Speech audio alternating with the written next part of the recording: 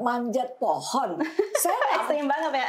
Saya nggak membayang kalau perempuan. Selain saya juga menonton, kalau film-film itu juga saya sering membuat media untuk edukasi. Bagaimana sih perempuan ini bisa nonton tayangan-tayangan.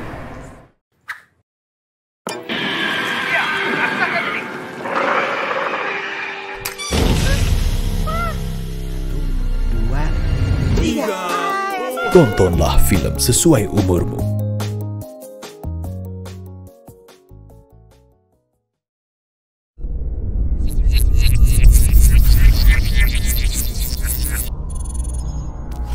Action! Nihil. Assalamualaikum warahmatullahi wabarakatuh. Kita berjumpa lagi, saya Rita Srihastuti dalam Action Nihil. Ya, sudah menonton pertemuan kita yang lalu, mudah-mudahan sudah ya, dan jangan lupa bunyikan lonceng, beri tanda jempol, lalu juga subscribe dan komen. Kami tunggu. Dan kali ini saya Rita Srihastuti kembali menemani Anda dengan seorang tamu yang istimewa, seorang perempuan yang hebat, yaitu Hafida Farwa. Halo, assalamualaikum Mbak Fida. Waalaikumsalam Mbak Rita. Mbak Fida ini yang saya tahu adalah seorang aktivis perempuan, juga pengamat film dan sinetron yang baik. Kita ngobrol seputar itu ya Mbak ya. Siap Mbak Rita, kita ngomongin bincang-bincang perempuan dan film. Betul. Ya. Yang pertama saya ingin tahu, kenapa tertarik pada aktivitas perempuan? Jangan bilang hanya karena seorang perempuan, pasti ada alasan lain. Nah itu salah satunya Mbak. Oke. Jadi gimana Mbak Vida, bisa ceritakan? Baik Mbak Rita, terima kasih atas kesempatannya pada siang hari ini ya, dan sharing bersama teman-teman semua dan Mbak Rita di sini berbicara tentang kenapa saya tertarik terhadap isu-isu perempuan gitu. Karena kita ini di negara kita, Indonesia, kita menggalakkan pemberdayaan masyarakat. Dan perempuan ini merupakan bagian dari masyarakat itu sendiri. Jadi potensi perempuan ini sangat tinggi. Kalau katakan jumlah penduduk Indonesia 50% laki-laki, 50% perempuan, maka ketika kita memaksimalkan SDM kepada perempuan, itu 50% juga sudah akan menyumbangkan terhadap pemberdayaan masyarakat di Indonesia ini. Dalam rangka perjuangan pemerintah dan kita bersama untuk memajukan Indonesia ini, apalagi pasca pandemi COVID yang kemarin dan masih saat ini melanda negara kita dan dunia, tentunya ini sangat berimbas kepada masyarakat dan khususnya kepada perempuan. Karena data dari UMKM sendiri sebenarnya penyumbang ekonomi melalui bisnis UMKM itu perempuan yang paling tinggi. Oh ya. Nah, ketika potensi perempuan ini tidak dimaksimalkan, tentunya ini akan menghambat juga terhadap pembangunan masyarakat. Itu Mbak Rita. Kembali lagi pada awal, saya penasaran nih, kenapa atau mulai kapan ketertarikan pada aktivitas perempuan? Ya baik, kalau ketertarikan terhadap isu perempuan memang sejak saya kecil sih. Katakan saya kecil SD. Itu usia berapa sampai punya perhatian? Dari SD sudah saya merasa kenapa sih di masyarakat ini, mungkin di lingkungan saya sendiri pertama, kenapa di masyarakat ini membedakan peran laki-laki dan perempuan. Mungkin saya agak ekstrim ya kecilnya gitu berpikir, ini bapak-bapak manjat kelapa, kenapa ibu-ibu tidak bisa, misalnya seperti itu. Terus bapak-bapak aktivitasnya lebih luas, bisa berinteraksi di publik, tapi perempuan kenapa di rumah saja? Itu yang saya pertama bertanya, kenapa ini terjadi?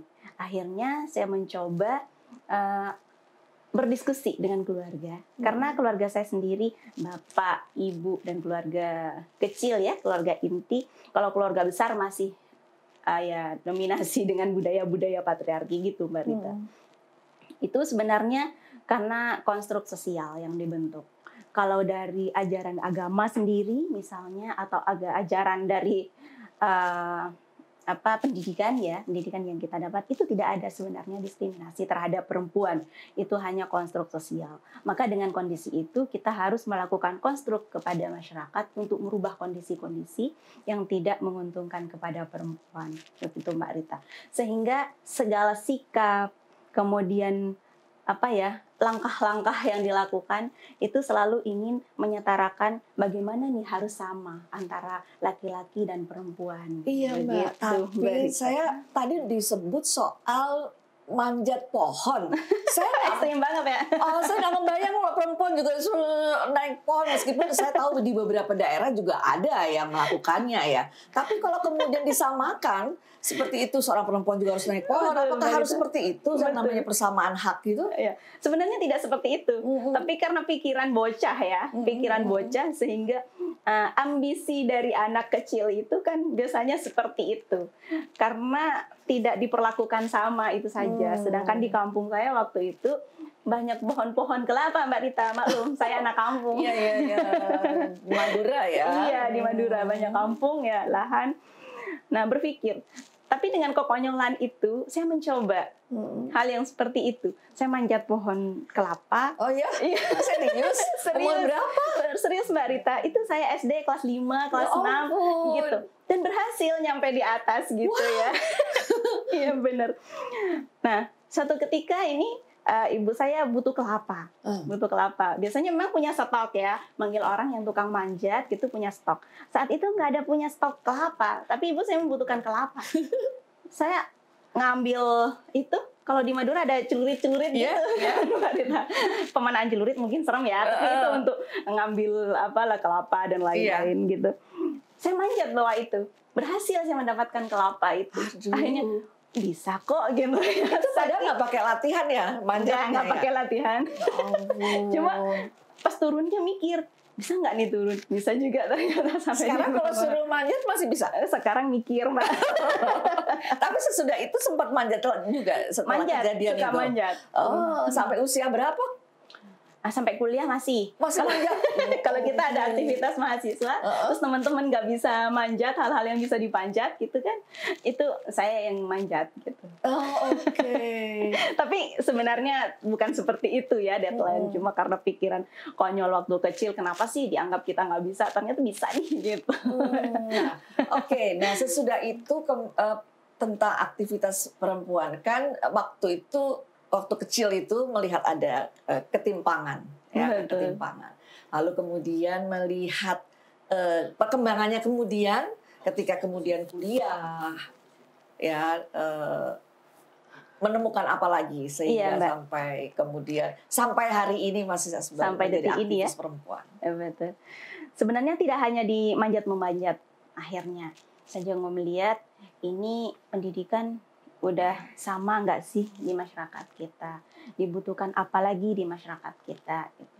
Akhirnya saya sempat membuat sekolah-sekolah gitu, ya informal jadinya karena kan kita masih duduk di bangku SMP ya waktu itu. Jadi saya menghimpun teman-teman yang SMA waktu itu. Jadi seangkatan saya gitu Ibu. Tapi memberikan edukasi kepada masyarakat dari anak-anak yang kadang masih ada yang pendidikannya tidak terlalu diperhatikan oleh orang tuanya. Ya udah terserah anaknya mau sekolah mau enggak gitu. Padahal kita melihat potensi ini nanti kasihan masa depan mereka. Gitu. Akhirnya membuat sekolah-sekolahan begitu ya di kampung, di surau gitu yang biasa masyarakat berkumpul. Nah, kita yang ngajarin, gitu. Termasuk ibu-ibu yang buta aksara, yang itu juga sebenarnya sudah menjadi program Mendikbud ya, cuma karena belum banyak menyasar juga, jadi kita yang mencoba untuk kemudian meningkatkan potensi yang ada, gitu. Karena kita melihat ketika dampak pendidikan ini tidak bagus, maka dampak terhadap ekonomi juga tidak akan bagus. Itu pikiran waktu kecil saya seperti itu. Akhirnya waktu sampai ke SMA saya juga melakukan seperti itu. Apa yang dibutuhkan oleh masyarakat sekitar. Jadi lingkupnya masih kecil Mbak Rita, karena kita kan masih masih itu sudah SMP, kelihatan sebetulnya bakat guru SMA. itu ya, lebih kepada bakat guru yang ingin mengajarkan ilmu kepada lingkungan ya, gitu ya Mbak ya. Iya, mungkin bakat itu didapat dari keluarga karena memang rata-rata guru gitu. Mungkin dari situ ya dapatnya yang seperti itu. Karena kita melihatnya begini, pertama yang harus dibekalkan kepada masyarakat kini dari edukasi, dari pendidikan. Kalau pendidikannya mumpuni, maka yang lain akan ngikutin. Gitu. Nah, sedangkan ini saat ini di pendidikan saja masih lemah. Terutama kepada perempuan, Mbak Rita. Nah, masalah masyarakat tuh bilang gini, ngapain sih perempuan itu mau sekolah tinggi-tinggi? Toh dia juga nanti di dapur, kasur, sumur. Itu istilah itu sering terdengar gitu ya. Bisa dijelaskan artinya itu Artinya apa? ya. Baik Mbak Rita. Dapur mungkin perempuan ya hanya masak dan lain-lain yang kerjanya di dapur. Domestik ya kalau di rumah. Kasur ya hanya melayani suami gitu. Melayani suami tugasnya. Terus sumur ya kaitannya dengan itu lagi, nyuci dan lain-lain gitu. Itu aktivitas perempuan, jadi sangat domestik sekali. Terus ketika saya ingat materi waktu di SD, kalau nggak salah bahasa Indonesia gitu, Mbak Rita, ibu memasak di dapur. Itu pelajaran awal kita belajar bahasa Indonesia. Bapak membaca koran gitu. Saya mikir ini bener nggak sih, dan itu hafalan dulu Mbak sistemnya kan kalau di sekolah kayak gitu dihafalin ya. Ini nggak bisa apa ya ibu baca koran gitu dibalik gitu. Jadi kayak ada iri lah ya kita itu sebagai perempuan juga gitu. Kasihan aja kalau kemudian terus didoktrin yang seperti ini gitu Mbak Rita. Sampailah saya juga di kampus mencari organisasi-organisasi yang bisa mensupport potensi-potensi yang kita miliki ini, gitu. Tapi saya sudah nyasar beberapa organisasi. Oh, ini menurut saya tidak ramah perempuan. Saya tinggalin. Nyari lagi. Ini kayaknya nggak ramah perempuan. Saya tinggalin lagi. Memang bapak saya sudah nunjukin, kamu ikut organisasi ini, gitu kan, bapak saya. Tapi saya masih belum percaya. Saya harus mencari lain dulu, mencari lain. Nah, ternyata saya akhirnya berlabuh di satu organisasi yang menurut saya ini pas gitu kan. Jadi bisa belajar bersama dengan teman-teman juga, baik laki-laki maupun perempuan, sehingga di situ saya akan tumbuh bersama dengan mereka karena laki-laki yang ada di sini mampu berkolaborasi dengan kami perempuan. Mbak Fida tadi menyebut ramah perempuan. Bagaimana angle ramah perempuan itu ketika Mbak Fida sekarang menjadi anggota lembaga sensor film dalam film-film Indonesia, dalam sinetron di televisi, kira-kira sudah mencakup itukah? Baik Mbak Rita, kalau bicara film ya sinetron ini memang apa ya, tempat manusia berlabuh untuk menghibur diri kita. Walaupun ternyata di situ ketika kita sudah menikmati film itu akan membentuk kepada karakter kita. Itu kadang tanpa sadar itu menjadi karakter bagi kita. Nah, itulah tontonan ya, tontonan. Saya juga dari dulu biasanya kalau ngecek ada film apa nih yang cocok ditonton gitu. Terutama ketika ada film-film yang memotivasi kepada perempuan. Hampir tidak ketinggalan begitu Mbak. Oh, ini ada film perempuan berkalung sorban. Saya juga akhirnya melihat. Nah, kondisi saya saat itu masih di kampung itu tidak jauh dari cerita yang ada di dalam, gitu, cerita yang ada di dalamnya. Itu sangat bagus. Jadi film-film yang kemudian memotivasi atau seri ya, sinetron yang memotivasi kepada perempuan itu sebenarnya juga sudah banyak diproduksi. Ada Cut Nyak-Din gitu. Kemudian ya tadi perempuan berkalung berapa persen sorban. Mbak Fida melihatnya dari sekian banyak film dan sinetron di Indonesia yang sifatnya seperti itu? yang seperti itu selalu sih saya melihat buat kajian, Mbak. Karena ketika kita menemukan film yang oh ini cocok nih untuk meningkatkan potensi SDM perempuan gitu yang selama ini masih terkungkung dengan budaya patriarki gitu. Kalau kita hidup saat ini apalagi di Jakarta mungkin tidak terlalu terasa langsung gitu. Tapi kalau di masyarakat, di pedesaan, di kampung, di daerah gitu, dengan kulturnya masih ada. Bahkan kalau di Jawa kan perempuan istri itu konco wingking gitu, itu masih sering saya dengar juga Mbak Rita. Jadi selain saya juga menonton, kalau film-film itu juga saya sering membuat media untuk edukasi. Oh. Iya, dulu saya juga masih aktif mengajar sebelum DLSF. Itu sangat ampuh ketika film ini dijadikan media untuk belajar. Saya ngajak mahasiswa, khususnya perempuan atau organisasi-organisasi perempuan untuk menonton film itu. Agar mereka punya mindset yang lebih maju dan akhirnya mereka merubah dari diri masing-masing dan nanti akan menularkan kepada yang lain khususnya kaum kita ya, perempuan. Gitu.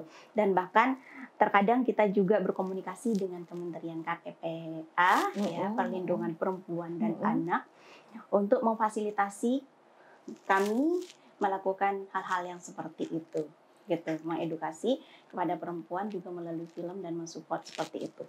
Dan sangat banyak sih Mbak Rita dari dulu, hampir mungkin setiap tahun kalau layar lebar ada film-film yang khusus tema perempuan ya, mensupport perempuan. Ada, iya. Ada.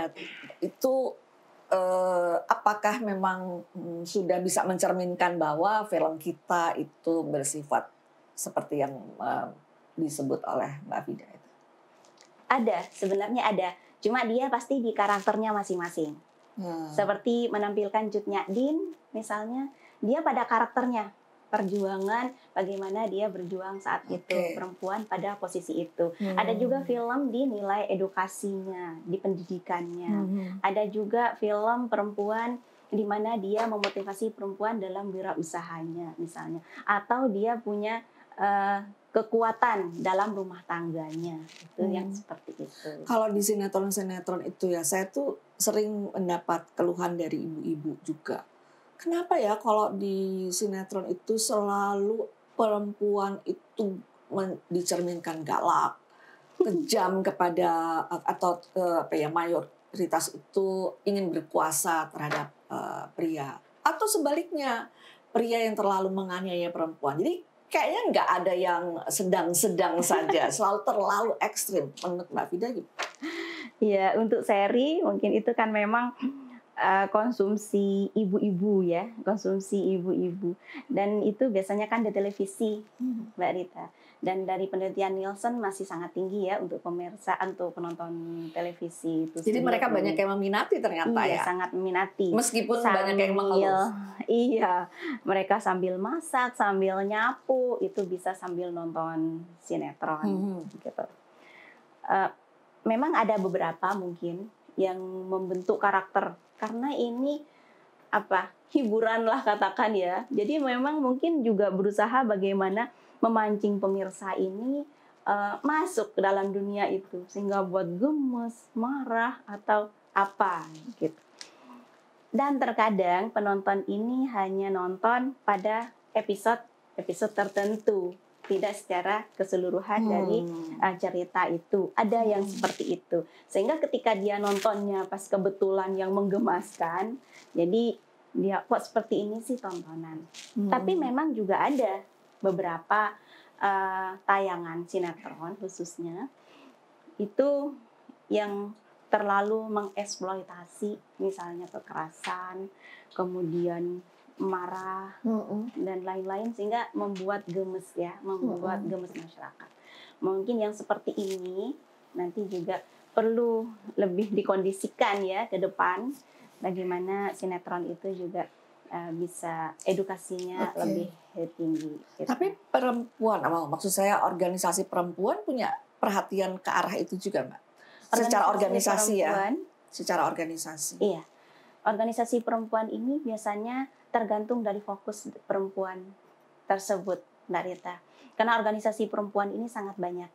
ada organisasi yang berhimpun dalam politik, kemudian berhimpun juga untuk berbagai hal ya, segala isu yang mereka tampung di dalamnya. Jadi nanti bidang-bidang tersebut yang fokus ke sana, dan ada juga memang yang fokus kepada bagaimana sih perempuan ini bisa nonton tayangan-tayangan yang berkualitas. Itu juga ada, sehingga mereka juga bisa sharing dengan lembaga-lembaga terkait, termasuk dengan LSF, dengan KPI, gitu, untuk menyelamatkan generasi kita dari tayangan-tayangan yang kurang pas untuk ditonton generasi kita. Dan terkadang juga kalau lembaga sensor film ini kan sudah memberikan klasifikasi usia. Ada SU, ada 13 tahun atau lebih, 17 tahun atau lebih, kemudian 21 tahun atau lebih. Nah, ini kadang usianya untuk 17 tahun ini ditonton oleh masyarakat yang bukan usianya tersebut, yang masih di bawah itu. Nah, ini yang perlu adanya edukasi, yang nanti kita adanya sensor mandiri. Ini yang perlu kita juga harus dimaksimalkan di masyarakat kita, agar nontonnya sesuai dengan klasifikasi usia. Ketika nonton itu yang ingin disampaikan oleh lembaga sensor film kepada masyarakat ya. Iya, betul. Mudah-mudahan bisa sampai kepada masyarakat ya, iya, dalam betul. hal itu ya. Karena ini sangat sangat penting sekali buat masyarakat. Kalau nonton tidak sesuai dengan usia, ini bisa berpengaruh besar. Katakan ini untuk 17, tapi ditonton anak yang masih 2 tahun, 3 tahun, 4 tahun. Ini karena memang film atau sinetron itu ada peruntukannya sendiri sesuai dengan usia, dan karakter itulah dibentuk di situ. Kalau ceritanya memang untuk 17, tentunya memang ada yang misalnya marah. Nah, namanya film dan tontonan juga bukan hanya edukasi, tapi itu hiburan dan informasi bagi masyarakat. Maka tidak mungkin juga film itu lurus-lurus saja, misalnya ceritanya seperti itu. Iya. Saya tuh paling galau nih soal tontonan untuk anak. Iya, jadi bagaimana meskipun memang LSF sudah berusaha untuk menyampaikan itu kepada masyarakat, tetapi tampaknya memang sulit sekali ya. Artinya begini, di rumah-rumah tangga mereka yang ibu-ibu masak, yang penting anak saya nonton di depan TV, betul, Mbak Rita. Nonton apa terserah. Satu itu televisi, yang kedua video. Ya, yang begitu melalui YouTube ya, yang tidak terkontrol lagi. Yang penting dia tidak nangis. Bagaimana menurut Mbak Fida? Iya, sekarang itu anak-anak tidak lepas dari namanya gadget. Bahkan dari 0 tahun itu sudah dikenalin dengan gadget. Kemudian juga televisi dengan tontonan ya. Dari berbagai media anak kecil ini nonton. Nah, bahkan ketika orang tuanya sibuk nih di rumah, harus masak, harus nyuci dan lain-lain, anak didudukin di depan TV, kemudian udah langsung tag channel apa itu, entah yang ditonton apa, dibiarin anak di depan TV. Jadi TV sudah menjadi babysitter. Betul itu kondisi sekali. Yang sekarang. Ini pertumbuhan anak ini ketika dia menonton tidak sesuai dengan usianya, dia duduk aja, semua tayangan di televisi lewat. Mungkin tadi masih kartun atau animasi yang sesuai dengan usia anak. Betul. Tapi berikutnya udah ganti dia, 17 tahun misalnya, atau 13 tahun, sedangkan anak ini masih usia 3 tahun, 4 tahun. Nah, apa yang ditonton? Akhirnya ini kenapa ya anak saya suka marah? Kenapa ya anak saya suka mukul-mukul? Padahal di keluarga tidak pernah ngajarin yang seperti itu. Dengan temannya tidak pernah melihat yang seperti itu. Ya ternyata tontonan. Apalagi dia nonton TV yang kita tidak tahu channel apa yang dia udah tonton. Mau ngulang lagi, nggak mungkin. Dan gadget juga seperti itu, Mbak. Dengan derasnya ya, harus informasi sekarang, canggihnya. Kemudian kita juga masih harus berjalan mengatur regulasi, jadi banyak juga yang belum tersensor. Nah, ini juga yang harus dijaga. Yang disensor pun belum tentu juga sesuai dengan usia ketika ditonton anak tanpa pendampingan orang tua. Maka peran orang tua di sini sangat penting untuk kemudian memilihkan tontonan memilahkan tontonan untuk anak sesuai dengan usianya. Nah, untuk anak, pilihannya seharusnya seperti apa? Mungkin Mbak Fida bisa memberikan gambaran kepada para ibu-ibu ini. Iya, karena sebagai ibu-ibu juga ini. Betul. Iya Mbak Rita, ini memang banyak keluhan dari ibu-ibu muda terutama masalah keterlambatan berbicara itu sekarang menjadi tren. Saya pernah bawa anak saya kan juga masih kecil gitu Mbak Rita.